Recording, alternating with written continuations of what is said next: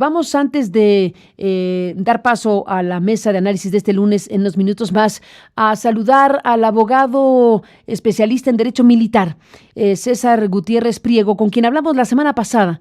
Hablamos con él de, varias cosas, un panorama en donde se analizó el tema Culiacán, en donde se analizó la revelación del nombre del militar encargado de este organismo de inteligencia del Ejército, de apellido Verde. De esto hablamos con el abogado y bueno, pues hoy está aquí César Gutiérrez para hablar de este otro panorama que tiene que ver con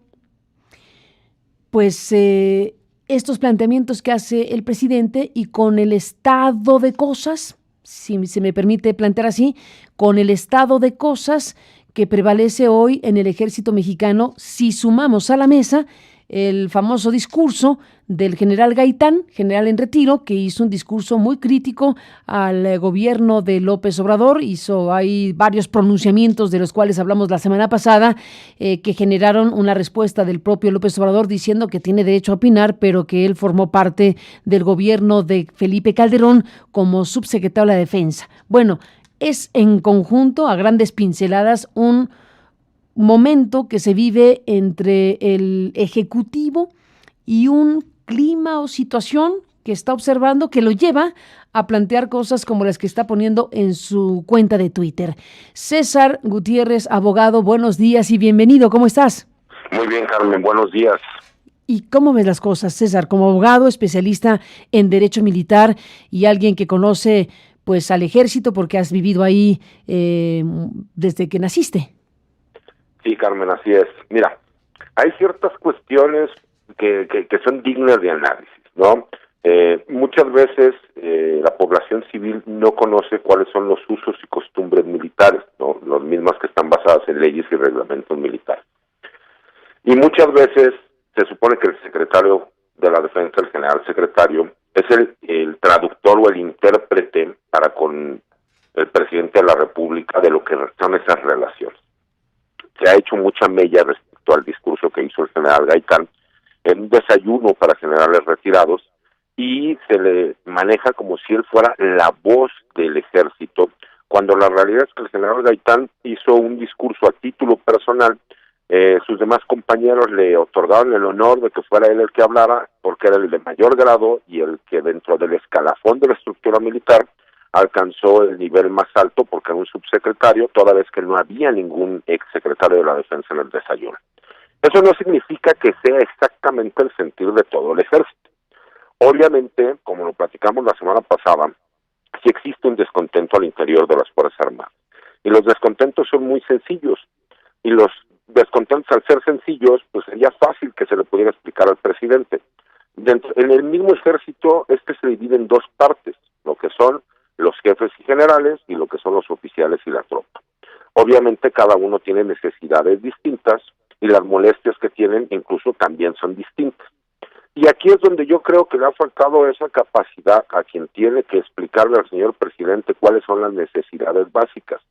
Recordemos que hace más de un año en tu programa, en otra entrevista, yo mencioné que existe un grupo de poder dentro de la Secretaría de la Defensa, que lo denominé la Cofradía del Poder Militar, mismos que vienen desde los tiempos más remotos de la Secretaría de la Defensa con el general Marcelino García Barragán y que encontraron su cúspide con el general Enrique Cervantes Aguirre. Ellos a partir de ese momento son quienes ostentaron el poder en la Secretaría de la Defensa Nacional en los diferentes puestos de la plana mayor de la Secretaría. En este momento, con este secretario de la Defensa que no pertenece a ese grupo de poder, obviamente se han visto afectados y conocen el interior de las Fuerzas Armadas tan bien como lo puedo conocer yo.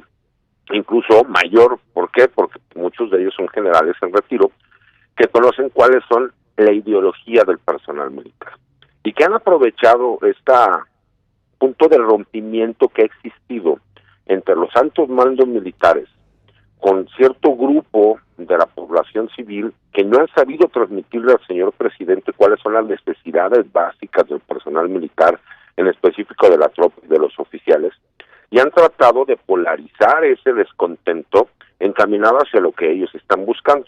¿Por qué, Carmen? Y te lo quiero explicar de forma muy breve. Muchos de esos puestos importantes de seguridad que se encuentran fuera de la Secretaría de la Defensa, como el encargado de seguridad de la CFE, o el encargado de seguridad de Pemex, o el encargado de seguridad de cualquiera de las dependencias, Instituto Mexicano del Seguro Social, o la que tú me quieras mencionar, eran personal militar retirado quienes ostentaban esos cargos. Y muchos de esos cargos venían a esta famosa cofradía del poder. ¿Por qué? Pues porque era la forma de seguirles dando un beneficio a los amigos, a los compañeros, a los cuates, para que ellos puedan seguir manteniendo un estatus de vida sin ningún problema, aparte de que el grado y la preparación se les daba como para que cumplieran con el requisito. Al llegar este secretario de la Defensa y llegar el presidente y acabarse todo ese tipo de cuestiones, pues obviamente se ven afectados en su interés. Aunado al hecho de que al interior del gremio hay muchos borregos, se les llama, ¿no? Que es el famoso radio pasillo, o la idea que se puede tener en lo que se dice en los corredores de los batallones o de los regimientos, que existen ciertas investigaciones en donde generales retirados que pertenecen a esa cofradía del poder están siendo investigados porque es imposible que hayan podido amasar las fortunas que tienen si no se hubiesen prestado para algún tipo de situación fuera de la ley. Entonces, ellos conocen bien el timing, ellos también a su vez tienen mucha injerencia al interior de la Secretaría de la Defensa Nacional, y esto es como con los políticos, cuando el secretario de la Defensa apenas se está sentando en la silla, tratan de movérsela para ellos poder obtener ciertos beneficios que puedan beneficiar a ese grupo de poder al interior del ejército.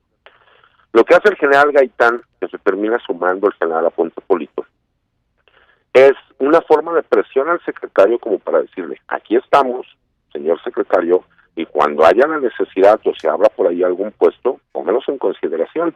Y es la forma como de decirle, acuérdense que aquí seguimos, y saben, como se dice al interior del gremio, alborotar la gallera de cierta forma. Eso, por supuesto que no va a tapar el sol con un dedo de que existe un descontento dentro de ciertos órganos militares porque se sienten que los han estado utilizando para poder llevar a cabo la parte más complicada de trabajo de la Cuarta Transformación, y que a su vez no se ha visto recompensado por parte del presidente todo el esfuerzo y el trabajo que ellos están realizando, porque sienten que a su vez la persona que tendría que hablar por ellos o no se lo manifiesta al presidente o no ha sido claro respecto a las necesidades básicas que tiene el personal militar, y esa es la molestia que ellos han sabido encaminar hacia una situación de este estilo que pues de alguna forma pues ha convertido en la agenda política del país en los últimos días. Ahora, bueno, todo este conjunto de cosas que mencionas, ¿cómo lo conectarías de una u otra manera al mensaje del presidente López Obrador cuando evoca momentos de la historia en donde los países vivieron golpes tan severos como lo que ocurrió en España con Franco, o la mención que hace de Pinochet, o lo sucedido con Madero en el caso mexicano? Yo honestamente considero que el presidente de la República es un político muy hábil, muy hábil, y creo que la forma en que como lo maneja es varios medios de comunicación estuvieron haciendo la noticia de que existe un descontento en las altas cúpulas militares, cuando la realidad es que para que en un muy remoto caso pudiese existir una situación de ese estilo, la cual yo veo imposible, porque si algo tienen las Fuerzas Armadas mexicanas es que tienen tatuada en el alma la palabra lealtad. Pero para que se pudiera dar una situación de ese estilo, tendrían que ser las cabezas de cada una de las instituciones. Secretaría de la Defensa por un lado y Secretaría de Marina por el otro lado. Y si algo han demostrado es que son 100% leales al señor presidente y al pueblo de México. Pero sí creo que el presidente desvía la atención de una forma política inteligente respecto a los intereses de lo que él buscó. ¿Por qué? Porque con esto se acabó lo que nosotros inició todo este debate, que es los sucesos que habían pasado en Culiacán. Y ahora ya estamos hablando, porque obviamente en la mañanera de hoy el señor presidente menciona, ¿no?, que había sido muy fácil ser valentón dentro del ejército, porque esos altos mandos, refiriéndose a la cofradía del poder, pues a quienes mandaban ejecutar el trabajo, pues era la tropa y a los oficiales, y no eran ellos los que estaban en riesgo. Entonces creo que el presidente vio esa oportunidad y cambió la agenda política, a la cual se sumaron, como tú bien lo comentas, algunos gobernadores, entre ellos el gobernador de Veracruz, en donde obviamente políticamente él queda bien con el señor presidente, cuando la realidad es que saben que es imposible que pudiese suceder una situación como esa. Imposible. Sí, por supuesto, Carmen, es imposible. En México, como yo te lo comenté en su momento, no se mueve la hoja de un árbol sin que el general secretario lo autorice. Me decías tú y me preguntabas, oye, pero ¿y si llegara a suceder? Los tiempos, en el ejército hay ciertos usos y costumbres que luego le cuesta trabajo a la población civil entenderlos.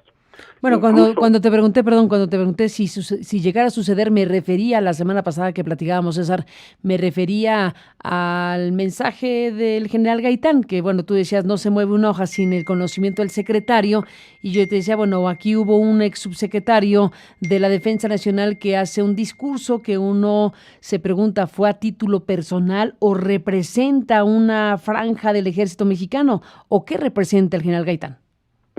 ahí es donde yo te decía que ellos son muy hábiles y conocen el sentir de la gente. Y al conocer el sentir de la gente, lo utilizan para los intereses personales. La realidad es que cuando el general Gaitán fue subsecretario de la Defensa, recordemos que fue en el sexenio de Felipe Calderón, pero él cuando terminó el sexenio de Felipe Calderón sigue en la Secretaría de la Defensa como general de división. Él en su momento tuvo la oportunidad y compitió para ser secretario de la Defensa en esa famosa terna que se le pasa al presidente de la República y en la cual no se vio beneficiado por las mismas situaciones que conocemos, en donde se filtró su nombre y lo acusaban de tener nexos con un grupo criminal, en específico el Cártel del Pacífico, el Cártel de Sinaloa. Y eso le quitó la posibilidad de poder ser secretario de la Defensa. Probablemente, como te comentaba, yo incluso considero que esa situación que se dio respecto al discurso que él da, ellos analizaron cuáles eran las posibles consecuencias que podía tener y cómo podía llamar la atención, porque curiosamente el discurso que utiliza el general Gaitán se le pasó a ciertos medios de comunicación hasta en PDF con punto y coma de qué fue lo que él declaró, con la intención de que fuera publicado. Esa publicación, ¿qué es lo que hizo? Llamar la atención, por supuesto, del alto mando militar y del presidente de la República. ¿Por qué? Porque si no hubiera existido la filtración, Carmen, no hubiera pasado de ser una cuestión anecdótica de un desayuno del general secretario con los generales retirados. Situación que pasa en la mayoría de las zonas militares y regiones militares del país, porque tratan de cuidar a sus generales. La realidad es que cuando ya no tienes mando en el ejército, queda única y exclusivamente como una cuestión de carácter anecdótico. Por supuesto que ellos tratan de buscar la forma de estar cerca del secretario de la Defensa, porque eso los hace estar en primera mano cuando existen situaciones como la que te comentaba. Necesitamos un secretario de Seguridad Pública para un estado, el que tú me digas, Jalisco, Nuevo León, Tamaulipas. Ok, esos generales retirados están de primera mano en cuanto al sentir del secretario y pueden tener la posibilidad de irse a ocupar uno de esos cargos. Es la forma de llamar un poco la atención y de mover hacia adentro las cosas en el gremio, pero cuando la realidad es que a fines prácticos y reales queda única y exclusivamente como una cuestión de carácter anecdótico, que yo creo que políticamente creció a tal grado de que no existe una confrontación como tal entre el ejército y el señor presidente, porque en el ejército es muy claro, el presidente es el comandante supremo. Lo que sí existe es una molestia, que el alto mando no ha sabido cómo explicarle al señor presidente, los oficiales y la tropa se sienten tristes, se sienten molestos, se sienten decepcionados. ¿Por qué? Por una cuestión muy sencilla. Se les ha aumentado el trabajo. No se les ha hecho un solo aumento como usted lo prometió en los primeros días de su sexenio. Recordemos, Carmen, que él fue al campo militar número 1 y ante las tropas les dijo, se les va a aumentar el sueldo y se les aumentará más a los de abajo que a los de arriba. Y ahora cambió completamente esa situación diciéndoles que no solo no va a haber aumentos, sino que el señor presidente, como están dentro de su cariño, no les va a hacer descuentos como la mayoría de los demás empleados federales. Entonces, esa parte para el personal de tropa y oficiales, que son los que sí, el que pudiese existir un aumento, es una cuestión importante, pues obviamente pega en la parte moral. independientemente de que los que han estado diseñando las operaciones, que son los generales y los jefes, yo siempre hablo de un famoso papel, que en el papel es perfecto cualquier operación de carácter militar, porque el que diseña desde la comodidad de su oficina con aire acondicionado, pues no tiene ninguna ideología real de qué es lo que va a pasar en el campo de batalla. Y aquí el problema que hemos estado viendo es que el diseño de las operaciones, en específico Culiacán, estuvo mal diseñado. Por más que tú quieras operarlo de forma correcta, si el diseño estuvo mal, pues por supuesto que los que fueron a hacer el trabajo, que arriesgaron su vida, pues se van a sentir molestos porque sienten que los están sacrificando. Y esa es la situación que te digo que existe molestia dentro del ejército. Claro, existe decepción, pero incluso las decepciones son distintas, porque los jefes y los generales sufren de una manera y el personal de oficiales y de tropas sufren de otra. Pues ahí está este mapa que deja César Gutiérrez Priego sobre el tema del ejército y lo que estamos aquí hablando. Seguiremos en contacto como siempre. Gracias por estar aquí esta mañana y buenos días.